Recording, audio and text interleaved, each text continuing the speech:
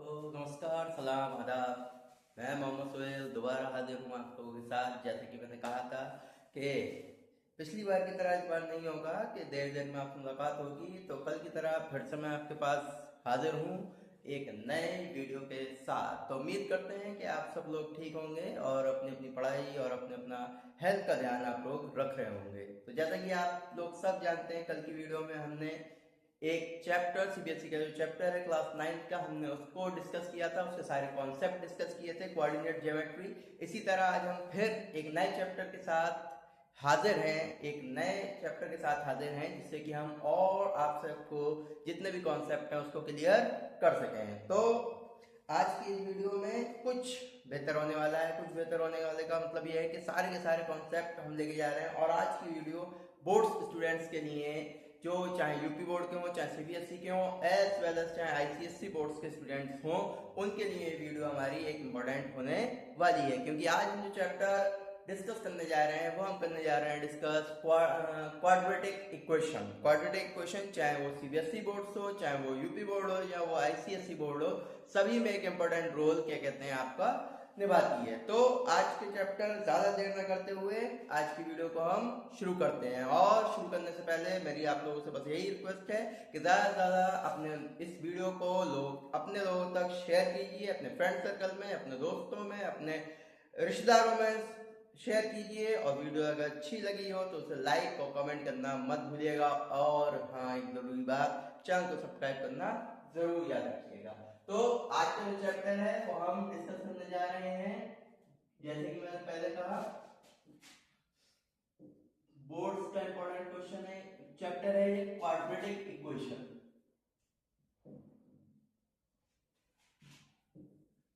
तो जितने भी हमारे बच्चे जो इस वक्त क्या कहते हैं वीडियो को देख रहे हैं या जिनको ये पता है, तो क्वाड्रेटिक इक्वेशन एक इंपॉर्टेंट चैप्टर है आपका। और क्वाड्रेटिक इक्वेशन आप जानते हो कि जो क्वाड्रेटिक इक्वेशंस है वो क्वाड्रेटिक पॉलिनोमियल से बनकर बनी है। क्वाड्रेटिक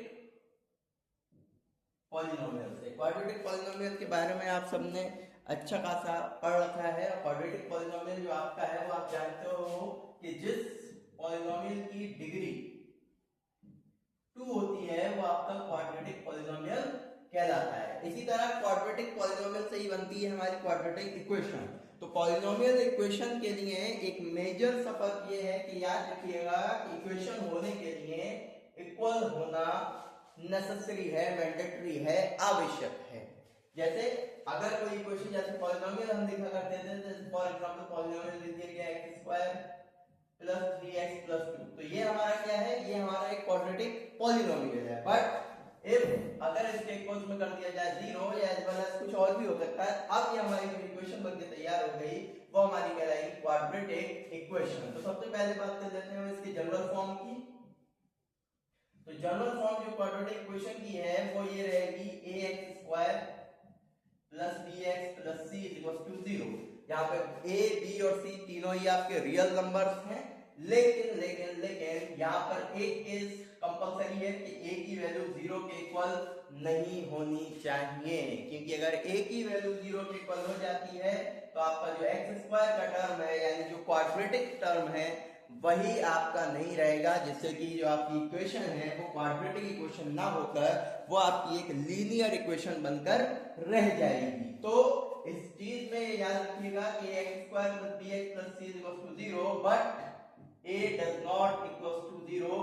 ये एक नेसेसरी कंडीशन है और एक ऑब्जेक्टिव के लिए एक अच्छा क्वेश्चन भी तैयार कर रही है। तो x² plus bx plus c equals to 0 एक जनरल इक्वेशन जहां पर a, b और c तीनों ही आपकी रियल वैल्यूज हैं, और उसके साथ साथ a की वैल्यू कभी भी 0 के इक्वल नहीं होनी चाहिए। मींस एक क्वाड्रेटिक इक्वेशन तभी पॉसिबल होगी जब उसमें एक क्वाड्रेटिक टर्म यानी पावर 2 का टर्म मौजूद होना चाहिए।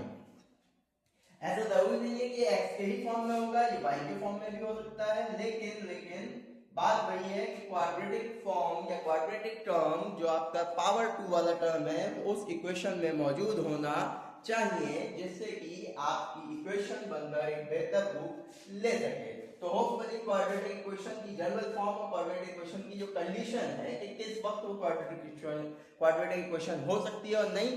अब यहाँ पर केस आता है, क्या अगर पावर 2 से ज्यादा बड़ा टर्म मौजूद है, जैसे फॉर एग्जांपल मान लीजिए अब जैसे ये इक्वेशन दी हमने x³ + x² + 2x + 2 = 0। अब क्या ये क्वाड्रेटिक इक्वेशन होगी? जी नहीं। क्यों?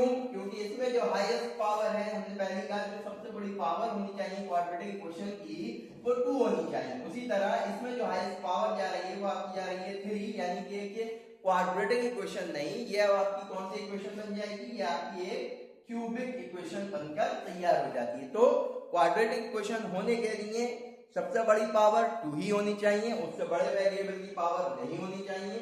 इसके साथ साथ इसमें आपका क्यूबिक वाला टर्म नहीं होना चाहिए, अनलेस इससे अगर यहाँ पर फॉर एग्जांपल एक इक्वेशन और लिख लेते हैं x² - 8 = 0। अब क्या ये क्वाड्रेटिक इक्वेशन है? बिल्कुल क्वाड्रेटिक इक्वेशन है। क्यों? क्योंकि इसमें हाईएस्ट पावर 2 वाला टर्म मौजूद है। अनलेस हमें इससे कोई लेना देना नहीं है कि इससे नीचे वाली टर्म या इससे नीचे वाली लोअर डिग्री का टर्म मौजूद हो या ना हो, उससे कोई फर्क नहीं पड़ेगा। लेकिन क्वाड्रेटिक इक्वेशन होने के लिए इसका जो आपका सबसे बड़ी पावर है वो 2 नेसेसरी है, मैंडेटरी है, वो होनी चाहिए। तो होपफुली क्वाड्रेटिक इक्वेशन की जो जनरल फॉर्म है वो हम सब ने अब समझ ली है। तो इसी तरह हम आगे बढ़ते हैं कि अगर क्वाड्रेटिक इक्वेशन बनकर तैयार हो गई, अब क्वाड्रेटिक इक्वेशन को हम सॉल्व कैसे करेंगे?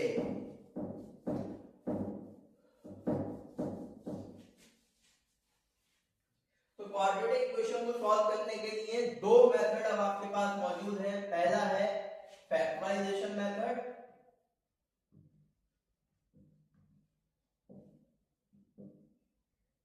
और दूसरा आपका है क्वाड्रेटिक फार्मूला।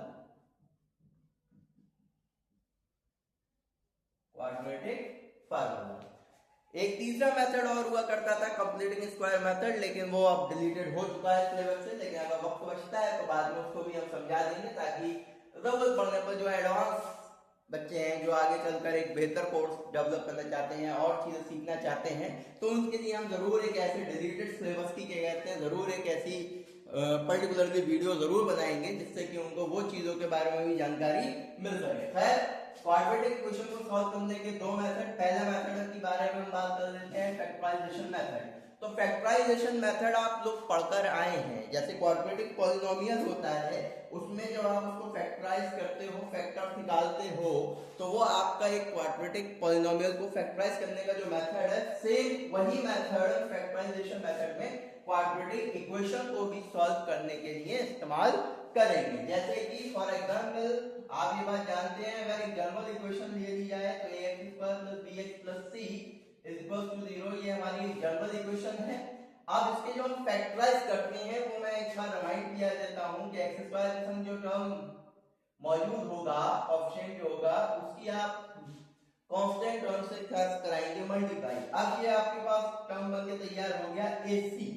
अब इस ac में फैक्टराइज आप उसको इस तरह करोगे कि मल्टीप्लाई आप जब करो तो वो तो AC ही रहे, लेकिन जब आप उसे ऐड करो या माइनस करो, याद रखना C से पहले का जो साइन है, मतलब जो कांस्टेंट टर्म है, उसका जो साइन है स्प्लिटिंग करते वक्त वो साइन आप देखोगे। तो अगर यहाँ प्लस है तो प्लस, यहाँ माइनस है तो माइनस, यानी प्लस या माइनस करने पर आपके पास b आ जाए। जैसे इक्वेशन लेके हम सॉल्व किए देते हैं, जैसे एक इक्वेशन ले ली जाए 2x² + 3x + 1 = 0। अब हमने यहाँ पर एक इक्वेशन ले ली 2x² + 3x + 1 = 0। तो यहाँ से मैं अगर 2 की 1 से मल्टीप्लाई करता हूँ तो मेरे पास हो जाता है 2। जैसे मैंने बताया था कि AC के फैक्टर यानी ये हो गया 2। अब इसके फैक्टराइज आपको ऐसे करने हैं कि मल्टीप्लाई करें तो आप 2 ही रहे, लेकिन जब आप प्लस करें तो क्या आना चाहिए आपके पास 3।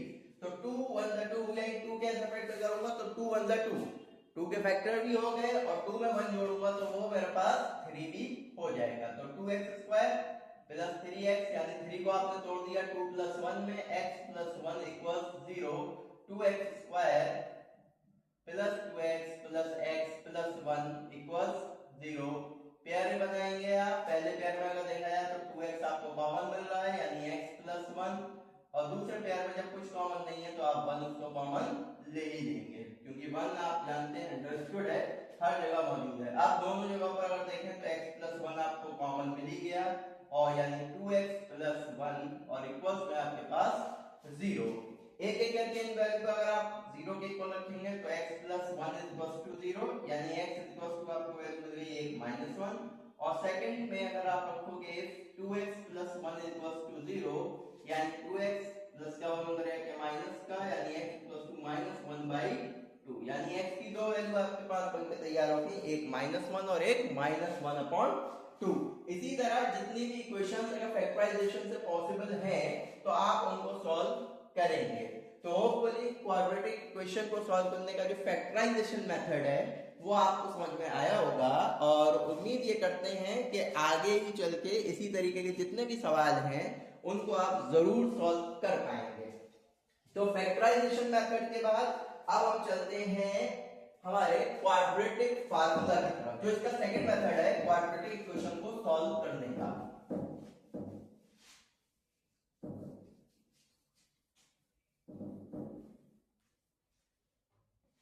तो क्वाड्रेटिक इक्वेशन को सॉल्व करने का जो हमारा दूसरा मेथड है वो हमारे पास मौजूद है क्वाड्रेटिक फार्मूला। तो अगर क्वाड्रेटिक फार्मूले की अगर हम बात करें तो पहली चीज तो ये है कि इस क्वाड्रेटिक फार्मूला की जरूरत हमें क्यों पड़ी, क्यों एक अलग मेथड, क्यों एक दूसरे मेथड की हमें जरूरत पड़ी, क्यों हमें जरूरत पड़ी एक नए मेथड की क्वाड्रेटिक फार्मूला की। अच्छा बात यह कहानी हमारी फैक्टराइजेशन से सॉल्व हो जा रही थी तो हमने क्यों एक नया मेथड क्वाड्रेटिक फार्मूला ट्राई किया। पहली चीज ये कि क्वाड्रेटिक फार्मूला का जो इस्तेमाल है जनरल तौर पर उन सवालों में आप करेंगे जिनके फैक्टर्स पॉसिबल नहीं होंगे, जिनके फैक्टर्स पॉसिबल नहीं होंगे उनको सॉल्व करने के लिए हम जनरल तौर पे क्वाड्रेटिक फार्मूला का इस्तेमाल करते हैं।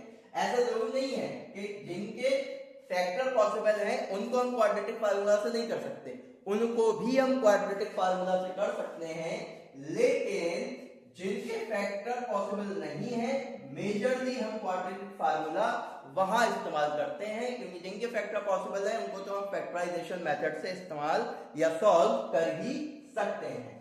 तो इसीलिए जिन टर्म के फैक्टर्स पॉसिबल नहीं है या जिन क्वाड्रेटिक इक्वेशन के फैक्टर्स पॉसिबल नहीं हो पा रहे थे उसको सॉल्व करने के लिए उन इक्वेशंस को सॉल्व करने के लिए क्वाड्रेटिक फार्मूला का इस्तेमाल किया जाता है। इसको ड्राइव करने वाले दो गणितज्ञ मैथमेटिशियन थे श्रीधराचार्य और Umar Khayyam.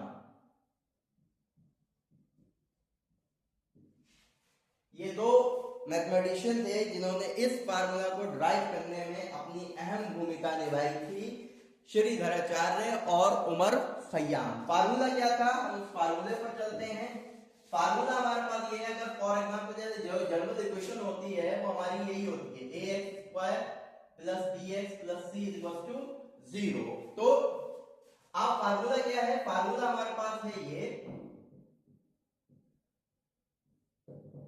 x equals to minus b plus minus under root b square minus 4ac upon 2a।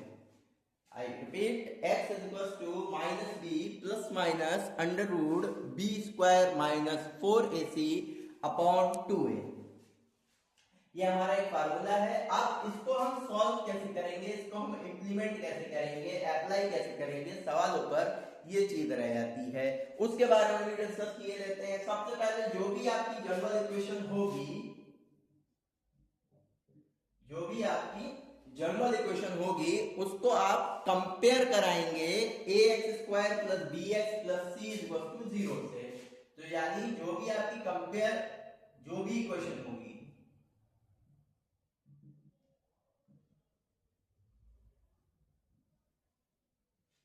compare the given equation with ax² plus bx plus c equal to 0। Compare कराने के बाद आपको वैल्यू इक्वेट करनी है a b और c की।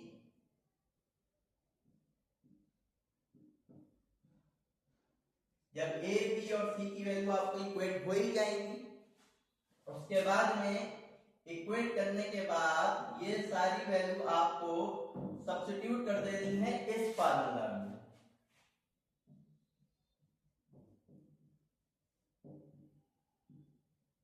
Putting the value of a b and c in formula.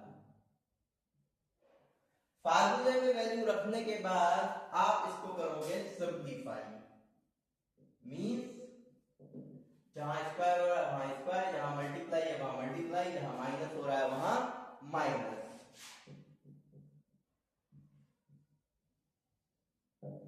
Simplify करने के बाद लास्ट में अगर अंडर रूट लिया जा रहा है तो अच्छी बात है। अगर ये किसी होल नंबर का अंडर रूट अगर बन रहा है, स्क्वायर अगर बन रहा है तो ठीक है, और अगर एक किसी होल नंबर का स्क्वायर रूट अगर नहीं बन रहा है तो आप उसको एज इट इज वैसे ही रहने देंगे। सिंप्लीफाई करने के बाद जब ये पूरी वैल्यू आप सिंप्लीफाई कर देंगे, उसके बाद में यहाँ पर आप देख पा रहे हैं कि हमारे पास प्लस माइनस दोनों साइन मौजूद है। इस प्लस माइनस दोनों साइन का मीन्स क्या है? मीन्स अगर देखा जाए तो आपने अभी एक इक्वेशन हमने सॉल्व करी फैक्टराइजेशन मेथड से, तो उसमें आपने जाना कि जितनी पावर है वेरिएबल की, जो हाईएस्ट पावर है, अगर 2 है, अगर क्वाड्रेटिक इक्वेशन की डिग्री अगर 2 है तो 2 बनेगी, अगर 1 है तो 1 बनेगी, ये आपने जाना। तो वैसी तरह यहाँ पर x की पावर आपकी जो है वो 2 है, तो इसीलिए x की दो वैल्यू आने के लिए, दो वैल्यू इक्वेट करने के लिए यहाँ पर भी हमारे पास में प्लस माइनस दोनों साइन है। मींस जब आप सिंप्लीफाई कर देंगे लास्ट में, इन द लास्ट जब आप सिंप्लीफाई कर लेंगे तो एक बार आप पॉजिटिव साइन लेंगे जिससे आपको x की एक वैल्यू इक्वेट होगी, और एक बार आप नेगेटिव साइन लेंगे जिससे आपको x की वैल्यू इक्वेट होगी। तो होपफुली उम्मीद करते हैं कि क्वाड्रेटिक फार्मूला जो एक नई चीज है फैक्टराइजेशन जो आप पढ़ चुके हैं, आपको समझ में आई होगी कि इसको किस तरह आपको सॉल्व करनी है और किस तरह आपको इक्वेट करनी है।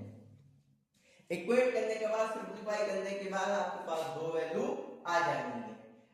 फार्मूला या क्वाड्रेटिक फार्मूला से जब इक्वेशन को आपको सॉल्व करना है तो आपको इन चीजों का ध्यान रखना है। सबसे पहले कंपेयर करानी है इक्वेशन को इस डबल इक्वेशन के साथ, इक्वेट करके a b और c की वैल्यू आपको कैलकुलेट करनी है। उसके बाद में a b और c की वैल्यू आपको फार्मूला में अप्लाई करनी है। उसके बाद में फार्मूला को सिंप्लीफाई कीजिए, इक्वेशन जो भी आपके पास टर्म मौजूद है, और एक बार लास्ट में पॉजिटिव साइन और एक बार आपको नेगेटिव साइन लेना है। जब आप पॉजिटिव साइन लेंगे तो आपको वैल्यू मिल जानी है, एक हो सकता है दोनों नेगेटिव मिले, हो सकता है दोनों पॉजिटिव मिले, हो सकता है एक पॉजिटिव और एक नेगेटिव मिले। तो क्वाड्रेटिक इक्वेशन को सॉल्व करने के आपके पास यही दो मेथड हैं। और इससे पहले मैं कह चुका हूं कि जो तीसरा मेथड है कंप्लीटिंग स्क्वायर मेथड, उसकी एक अलग से सीरीज जो डिलीटेड सिलेबस है, लेकिन पहले हुआ करता था कुछ कॉम्पिटिटिव एग्जाम में, अब भी उसका यूज किया जाता है, उसकी एक हम अलग से सीरीज कोशिश करेंगे कि जरूर बनाएं अगर हमें टाइम मिलता है। तो क्वाड्रेटिक इक्वेशन के दोनों मेथड, चाहे वो आपका फैक्टराइजेशन मेथड हो, चाहे वो आपका क्वाड्रेटिक फार्मूला से सिंप्लीफाई करना हो, ये हमने आज दोनों सीखे। अब आगे चलते हैं एक टॉपिक पर, नेचर ऑफ द रूट्स।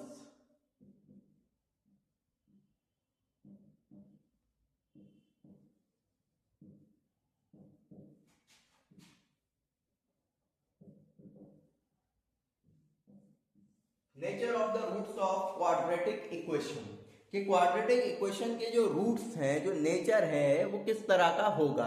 अब रूट्स और हम कह सकते हैं कि जो वो चीज है कि वो किस तरह का होगा, इसका मतलब यहाँ पर आके ये निकलता है कि जैसे आप सॉल्व करते हो तो सॉल्व करने के बाद उसके कुछ ना कुछ इक्वेशंस के रूट्स जरूर आते हैं।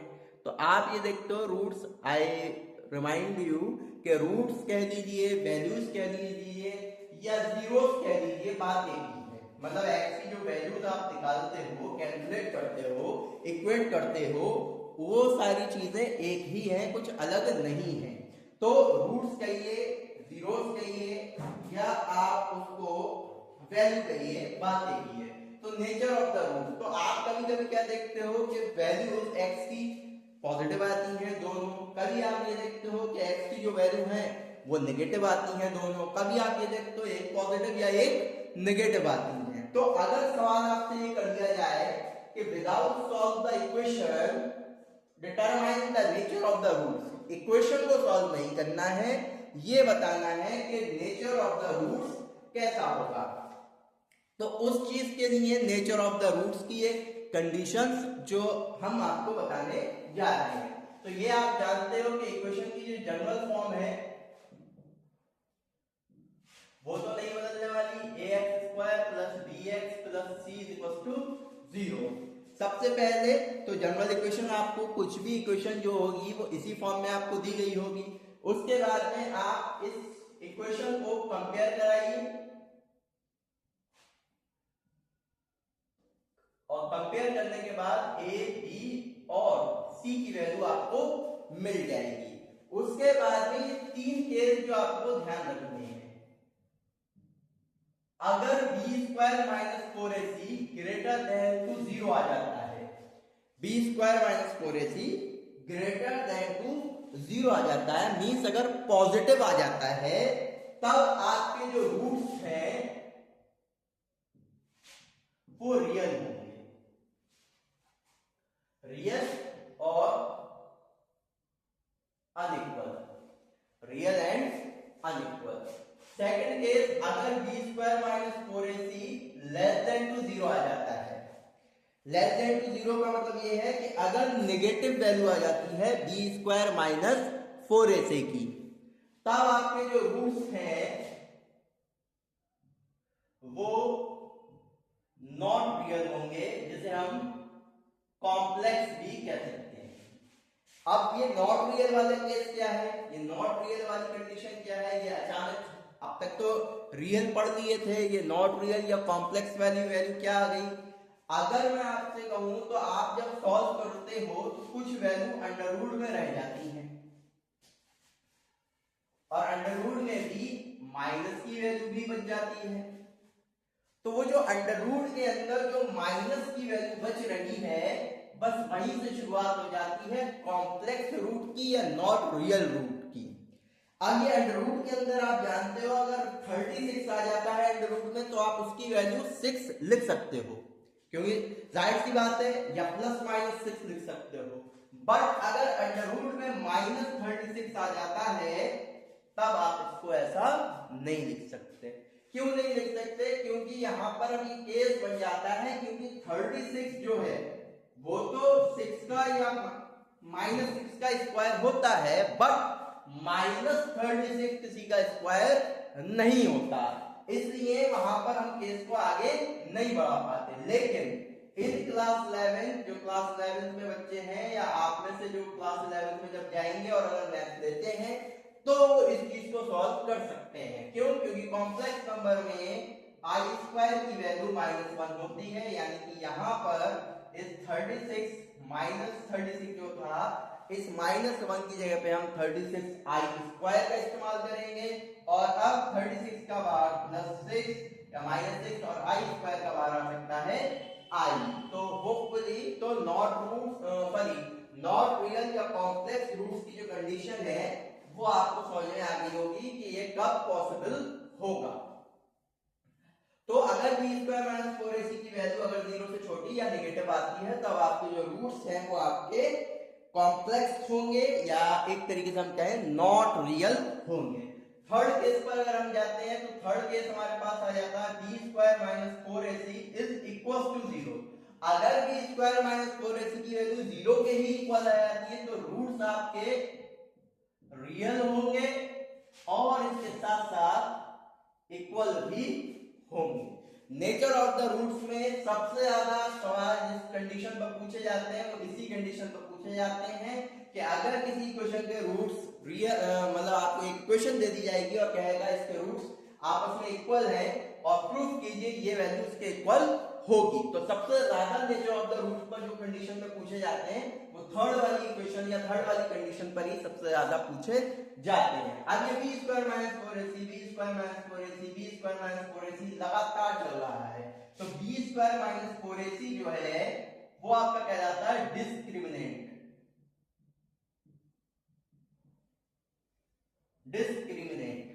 अगर स्पेलिंग में मिस्टेक्स हो तो समझ लेना, मैथ वाले ज्यादा स्पेलिंग में ध्यान नहीं देते और वैसे भी मैं हमेशा कहता हूं कि मेरी ग्रामर रही है कमजोर।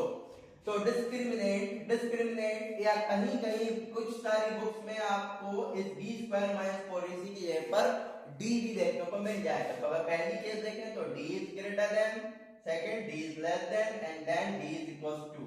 तो b स्क्वायर माइनस 4ac लिखिए या d लिखिए, बात एक ही है। तो अगर डिस्क्रिमिनेंट की वैल्यू अगर 0 से बड़ी यानी अगर पॉजिटिव तो रूट्स रियल और अनइक्वल, अगर b स्क्वायर माइनस 4ac की वैल्यू 0 से छोटी यानी अगर नेगेटिव तो रूट्स नॉट रियल या कॉम्प्लेक्स, और अगर b स्क्वायर माइनस 4ac की वैल्यू 0 के ही इक्वल आ जाती है तो रूट्स आपके रियल और इक्वल होंगे। तो होपफुली उम्मीद करते हैं कि आप लोगों को आज के वीडियो, आज के कॉन्सेप्ट अच्छे से समझ में आया होगा और उम्मीद करते हैं कि ये आपको एक बेनिफिशियल तौर पे हेल्प जरूर करेगा। आने वाली वीडियो में क्वाड्रेटिक इक्वेशंस के कुछ इंपॉर्टेंट क्वेश्चंस हम डिस्कस करेंगे, कुछ प्रीवियस ईयर क्वेश्चन जो आए हुए हैं उनके बारे में डिस्कस करेंगे और कुछ कॉम्प्लेक्स इक्वेशंस को सॉल्व करने के जो ट्रिक्स हैं। ट्रिक्स तो जैसे मैं हमेशा कहता हूं कि मैथ में कोई चीज ट्रिक नाम की कोई चीज नहीं है। मैथ जो है हमेशा और हमेशा से और आगे भी सिर्फ और सिर्फ एक चीज पे टिकी हुई है, वो है प्रैक्टिस। क्योंकि लोग कहते हैं कि practice makes a man perfect. ये चीज गलत है, ये चीज बिल्कुल सही नहीं है। इस दुनिया में कोई परफेक्ट नहीं है। आप और मैं चाहे कितनी भी कोशिश कर लें परफेक्ट नहीं बन सकते। इस दुनिया में, इस यूनिवर्स में सिर्फ और सिर्फ एक ही परफेक्ट है और वो है ईश्वर, गॉड, अल्लाह, भगवान। इस दुनिया में इंसान कितनी भी कोशिश कर सकता है, मेहनत कर सकता है, बट वो परफेक्ट नहीं बन सकता। तो जो एक जुमला है कि practice makes a man perfect, never. कोई इंसान कितनी भी प्रैक्टिस करे वो परफेक्ट नहीं हो सकता। हाँ, but practice makes improvement in you. Practice हम में और आप में सुधार लाती है। एक चीज जो आप बार बार कर रहे हैं, बार बार दोहरा रहे हैं, एक सवाल जो आप बार बार कर रहे हैं, दोहरा रहे हैं, मीन्स उसमें आपकी गलती होने की गुंजाइश बिल्कुल ना के बराबर रह जाएगी। ऐसा नहीं कह रहे कि नहीं हो सकती है। After all we all human being, हम सब ह्यूमन बीइंग हैं, हम सबसे गलतियां हो सकती हैं। तो उम्मीद यही है कि आप लोग परफेक्ट बनने की कोशिश नहीं करेंगे, बस हमेशा एक लर्नर बने रहेंगे, सीखने की चाह रखेंगे और अपने आप में इंप्रूवमेंट लाते रहेंगे। तो इसी एक कोट के साथ मैं आपको छोड़े जाता हूं आज की इस वीडियो के साथ। उम्मीद करता हूं क्वाड्रेटिक इक्वेशन के सारे कॉन्सेप्ट आप लोगों को क्लियर हो गए होंगे और बाकी की जो बातें हम जरूर अगली वीडियो में आपके साथ साझा करेंगे। जब तक के लिए अपनी पढ़ाई पर कंट्रोल बनाए रखिए। समर वैकेशन चल रहा है, एंजॉय भी कीजिए, घूमिए, खेलिए और ज्यादा प्रेशर बिल्कुल मत लीजिए। जितना हो सके स्ट्रेस फ्री रहिए, क्योंकि स्ट्रेस फ्री माइंड का मतलब यह है शार्प माइंड। जितना आप अपने माइंड पर दबाव डालेंगे उतना आप जूझते चले जाएंगे, उतना आप पिसते चले जाएंगे। एक होता है ना कि अपने आप से आप एक्सपेक्टेशन रखिए, जरूर रखिए, आपको होनी चाहिए, लेकिन एक्सपेक्टेशन ऐसी ना हो कि उस दबाव में आप अपना बेस्ट, जो मैं हमेशा कहता हूं कि आपको अगर किसी से होड़ है, अगर आपको किसी के साथ, अगर फॉर एग्जांपल मैं कहूं अगर आपको किसी के साथ भी होड़ है या आपको किसी के साथ भी अगर किसी तरह का अगर आपको कंपटीशन करना है तो वह आप अपने साथ कीजिए, हेल्दी कंपटीशन कीजिए, अपने साथ कीजिए और कोशिश कीजिए कि इस कंपटीशन की होड़ में आप अपने आप की जो जिंदगी है, अपने आप की जो लाइफ है उसे खोते ना जाएं। तो उम्मीद करते हैं कि आपको इस वीडियो से बहुत सारी अच्छी चीजें सीखने को मिल गई होंगी। बाकी अपनी राय, अपनी जो भी चीजें आपको लगता है कि इस वीडियो में और सुधार कर सकता हूँ, जैसे पिछली वीडियो में मुझसे एक आया था कि वॉइस क्लियर नहीं है, तो कोशिश मैं यही कर रहा हूँ कि जितना हो सके आप लोगों तक एक बेहतर वीडियो क्रिएट करके पहुंचा सकूं, जिससे कि आप एक बेहतर वीडियो एंजॉय कर सकें। तो उम्मीद करते हैं कि आपको इस वीडियो के साथ कुछ अच्छी चीजें सीखने को मिल गई होंगी, पढ़ाई के साथ साथ लाइफ की भी सीखने को मिल गई होंगी। तब तक के लिए अगली वीडियो के साथ हम जरूर आपसे जल्द से जल्द मुलाकात करेंगे। जब तक के लिए आप अपना ख्याल रखिए और अपनी पढ़ाई को बेहतर ढंग से करते रहिए। मिलते हैं अगली वीडियो के साथ। धन्यवाद।